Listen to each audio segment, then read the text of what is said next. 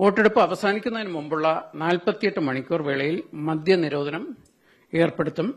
വോട്ടെണ്ണൽ ദിവസവും മദ്യനിരോധനം ഉണ്ടാകും. തെരഞ്ഞെടുപ്പ് പ്രവർത്തനങ്ങൾ നിരീക്ഷിക്കുന്നതിനായി ഓരോ ജില്ലയിലും ഒരു ജനറൽ ഒബ്സർവർ ഉണ്ടാകും. IAS, IFS തലത്തിലുള്ള ഒരു ഓഫീസറെ കമ്മീഷൻ ഇതിനായി നിയോഗിക്കും. സ്ഥാനാർത്ഥികളുടെ ചെലവ് കണക്ക് പരിശോധിക്കുന്നതിനും നിരീക്ഷിക്കുന്നതിനുമായി ചെലവ് നിരീക്ഷകരെയും കമ്മീഷൻ നിയോഗിക്കും. പൊതുസ്ഥാപനങ്ങളും പരിസരവും തെരഞ്ഞെടുപ്പ് പ്രചാരണത്തിന് ഉപയോഗിക്കാൻ പാടില്ല. പൊതുസ്ഥലങ്ങളും സ്ഥാപനങ്ങളും വികൃതമാക്കുന്ന തരത്തിലുള്ളതും അനധികൃതമായിട്ടുള്ള പ്രചാരണങ്ങൾ മോണിറ്റർ ചെയ്യുന്നതിനും അതിന്മേൽ നടപടിയെടുക്കുന്നതിനും താലൂക്ക് തലത്തിലും ജില്ലാ തലത്തിലും ആന്റി ഡിഫേസ്മെന്റ് സ്ക്വാഡ്സ് ഉണ്ടാകും. കമ്മീഷൻ ഊന്നൽ നൽകുന്ന മറ്റൊരു കാര്യമാണ് ഗ്രീൻ പ്രോട്ടോകോൾ പാലിച്ചുകൊണ്ടായിരിക്കണം തെരഞ്ഞെടുപ്പ് നടത്തേണ്ടത്, പ്രചാരണ പ്രവർത്തനങ്ങൾ നടത്തേണ്ടത് എന്നുള്ളതാണ്. അതിനാവശ്യമായിട്ടുള്ള വിശദമായ മാർഗനിർദ്ദേശങ്ങൾ പുറപ്പെടുവിച്ചിട്ടുണ്ട്. സ്ഥാനാർത്ഥികൾക്ക് പരമാവധി ചെലവഴിക്കാവുന്ന തുക ഗ്രാമപഞ്ചായത്തിൽ 25,000 രൂപയും ബ്ലോക്ക് പഞ്ചായത്തിൽ മുനിസിപ്പാലിറ്റിയിലും 75,000 രൂപയും ജില്ലാ പഞ്ചായത്തിലും കോർപ്പറേഷനിലും 1.5 ലക്ഷം രൂപയുമാണ്. സ്ഥാനാർത്ഥികളുടെ ചെലവ് കണക്ക് ഫലപ്രഖ്യാപന തീയതി മുതൽ 30 ദിവസത്തിനകം തദ്ദേശ സ്ഥാപന സെക്രട്ടറിമാർക്ക് നൽകിയിരിക്കണം. ചെലവ് കണക്ക് നൽകാതിരിക്കുകയോ പരിധിയിൽ കൂടുതൽ ചെലവഴിക്കുകയോ ചെയ്യുന്ന സ്ഥാനാർത്ഥികളെ കമ്മീഷൻ അയോഗ്യനാക്കും. അത് 5 വർഷക്കാലം അയോഗ്യത നിലനിൽക്കും.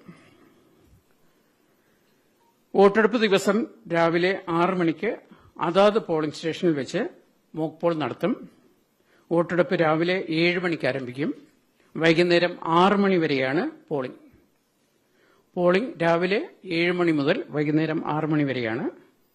രാവിലെ 7 മണിക്ക് പോളിംഗ് തുടങ്ങുന്നതിന് മുമ്പ് 1 മണിക്കൂർ മോക്ക് പോൾ നടത്തുന്നതിന് വേണ്ടി രാവിലെ 6 മണി മുതൽ തന്നെ മോക്ക് പോളിനുള്ള സംവിധാനം എല്ലാ പോളിംഗ് സ്റ്റേഷനിലും ഉണ്ടാകും.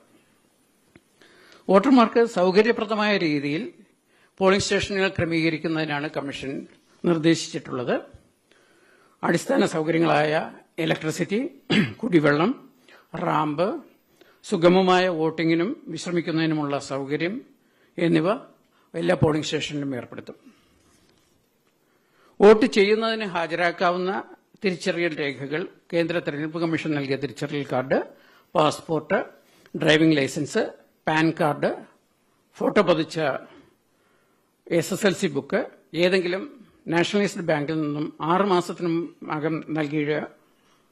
മാസത്തിന് മുമ്പ് നൽകിയ ഫോട്ടോ പതിച്ച പാസ്ബുക്ക്, സംസ്ഥാന തെരഞ്ഞെടുപ്പ് കമ്മീഷൻ നൽകിയ തിരിച്ചറിയൽ രേഖ, ആധാർ കാർഡ്.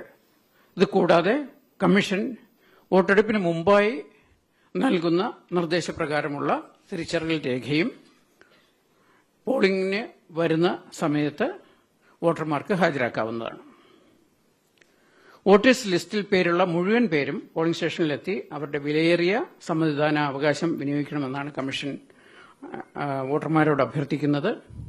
കമ്മീഷൻ ഇത്തവണ എടുത്ത ഒരു സമീപനം തന്നെ അർഹതയുള്ള 100% വോട്ടർമാരെയും വോട്ടേഴ്സ് ലിസ്റ്റിൽ ഉൾപ്പെടുത്തുക.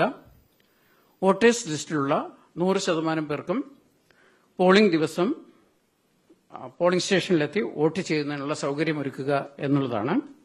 അതുകൊണ്ട് ഏറ്റവും പ്രധാനപ്പെട്ട ഒരു തെരഞ്ഞെടുപ്പ് എന്നുള്ള നിലയിൽ തദ്ദേശ സ്ഥാപന തെരഞ്ഞെടുപ്പിലേക്ക് മുഴുവൻ വോട്ടർമാരും എത്തി വോട്ട് രേഖപ്പെടുത്തണം എന്നാണ് കമ്മീഷന് അഭ്യർത്ഥിക്കാനുള്ളത്.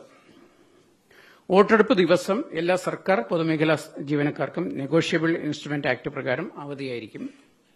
സ്വകാര്യ മേഖലയിലെ വ്യാപാര, വാണിജ്യ, വ്യവസായ സ്ഥാപനങ്ങളിലെ ജീവനക്കാർക്ക് അവധിയോ വോട്ട് ചെയ്യുന്നതിനുള്ള അനുമതിയോ നൽകുന്നതിന് കമ്മീഷൻ ഉത്തരവ് പുറപ്പെടുവിക്കും. വോട്ടർ പട്ടികയ്ക്കായി electoral roll management system ERMS എന്നൊരു സോഫ്റ്റ്വെയറുണ്ട്. തെരഞ്ഞെടുപ്പ് ഡ്യൂട്ടിക്ക് നിയോഗിക്കുന്ന ഉദ്യോഗസ്ഥരുടെ വിവരങ്ങൾ രേഖപ്പെടുത്തുന്ന ഇ-ഡ്രോപ്പ് സോഫ്റ്റ്വെയറുണ്ട്. വോട്ടെണ്ണലിനായി ട്രെൻഡ് എന്ന് പറയുന്ന സോഫ്റ്റ്വെയറാണ് ഉപയോഗിക്കുന്നത്. ജില്ലാ തെരഞ്ഞെടുപ്പ് ഉദ്യോഗസ്ഥർക്കും വരണാധികാരികൾക്കും സെക്ടറൽ ഓഫീസേഴ്സിനും പ്രിസൈഡിംഗ് ഓഫീസേഴ്സിനും പ്രീ പോൾ ഡേയിലും പോൾ ഡേയിലും ഉപയോഗിക്കുന്നതിനായി പോൾ മാനേജർ ആപ്ലിക്കേഷൻ തയ്യാറാക്കിയിട്ടുണ്ട്.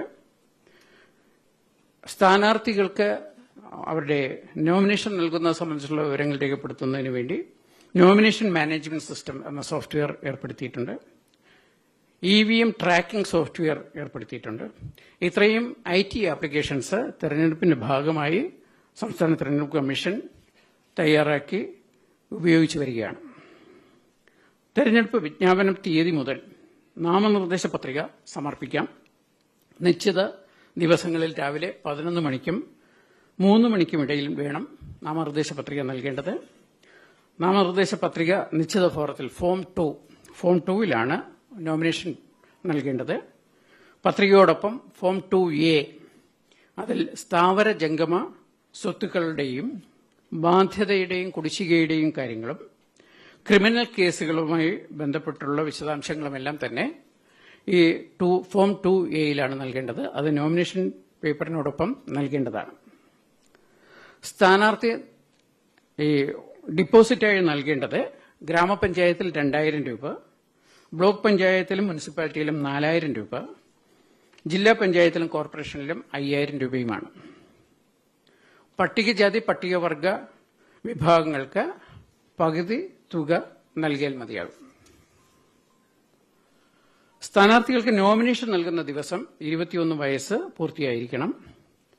പട്ടികജാതി പട്ടികവർഗ സംവരണ വാർഡുകളിൽ മത്സരിക്കുന്നവർ ബന്ധപ്പെട്ട അധികാരിയിൽ നിന്നുള്ള ജാതി സർട്ടിഫിക്കറ്റ് ഹാജരാക്കണം.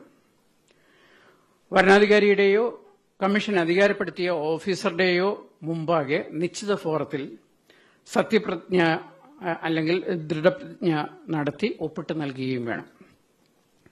നാമനിർദ്ദേശ പത്രിക സമർപ്പിക്കാൻ പോകുന്ന സ്ഥാനാർത്ഥിക്കൊപ്പം 3 അകമ്പടി വാഹനങ്ങൾ മാത്രമേ 100 മീറ്റർ പരിധിക്കുള്ളിൽ അനുവദിക്കൂ.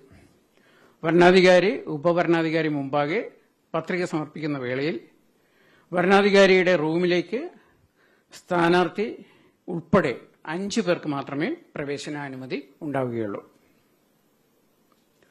സ്ഥാനാർത്ഥികളുടെ യോഗ്യതകളും അയോഗ്യതകളും സംബന്ധിച്ച വിശദമായ മാർഗരേഖ കമ്മീഷൻ പുറപ്പെടുവിച്ചിട്ടുണ്ട്.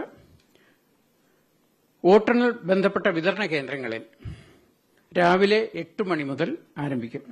ആദ്യം തപാൽ വോട്ടെണ്ണും തുടർന്ന് വോട്ടിംഗ് മെഷീനിലെ വോട്ടുകളാണ്.